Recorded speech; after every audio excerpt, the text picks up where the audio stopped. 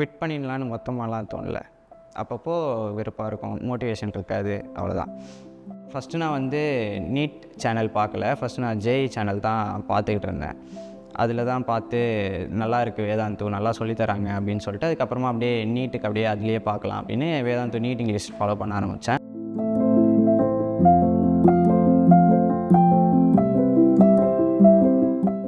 I am Raghunathan. நான் வந்து திருவள்ளூர்லேருந்து வரேன்.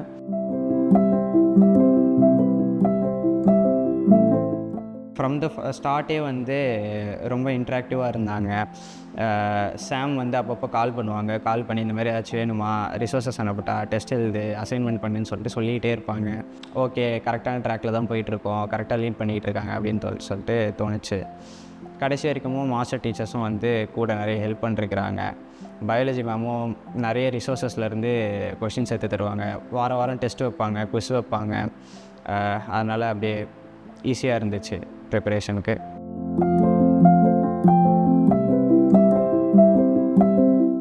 கிளிக்கர்ஸ்ன்னு சொல்லிட்டு ஒன்று இருக்கும். அந்த கிளிக்கர்ஸ் வச்சு குவிஸ் வைப்பாங்க. அந்த கிளிக்கரில் வந்து ஏபிசிடி அப்படின்னு சொல்லிட்டு 4 ஆப்ஷன் இருக்கும். அதுக்கப்புறமா நம்ம தர ரெஸ்பான்ஸ் வச்சு கரெக்டாக இல்லையான்னு சொல்லிட்டு பார்த்து அவங்களே லீடர் போர்டு காட்டுவாங்க. அந்த லீடர் போர்டில் வந்து நம்ம பேர் இருக்கும். அந்த லீடர் போர்டில் அந்த பேர் ஃபஸ்ட்டு வரும்போது ஒரு ஜாலி இருக்கும், நம்ம தான் அப்படின்னு சொல்லிட்டு. பெடகாகி தான் ஃபஸ்ட்டு கோட்டுவாக இருக்கும். அதில் வந்து அதுதான் எந்த புக் எடுத்தாலும் அந்த புக்கோட கொஷின்ஸ் இருந்தது. ஸோ ஈஸியாக ஆக்சஸ் பண்ண முடிஞ்சது. கன்சிஸ்டண்ட்டாக இருக்கணும். ஒரு நாள் தானே விட்டுடலாம் அப்படின்னு சொல்லிட்டுலாம் இருக்கக்கூடாது. எல்லா நாளுமே வந்து முக்கியமான நாட்களாக தான் இருக்கும்.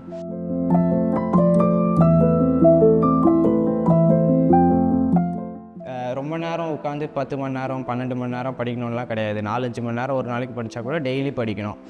அந்த ஃப்ளோ இருந்துக்கிட்டே இருக்கணும். அந்த டச் விட்டு போகக்கூடாது. இருந்தாலே ஈஸியாக கிராக் பண்ணிடலாம்.